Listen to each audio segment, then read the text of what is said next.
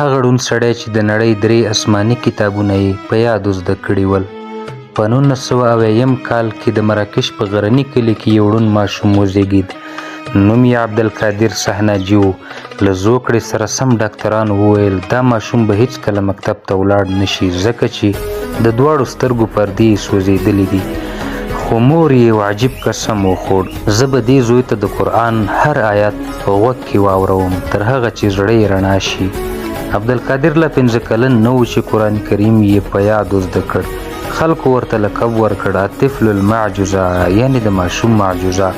خو کیسه همدلته نه ختمیږي. هغه وروسته د کلیسا له یو بوډا عیسوي عالم سره اشنا شو او د هغه سره یې د عبراني ژبې زده کړه پیل کړه. پوره 4 کاله وروسته عبدالقادر تورات هم په یادو زده کړ. بیا یې یو له فرانسوي ختیځپوښ سره انجیل زده کړ او دا 3 کتاب یې هم یاد کړ. خلک به ورته حیران ول، ځینو به ویره هم ترې درلوده ځکه داسې حافظه یې لا نه وه لیدلې.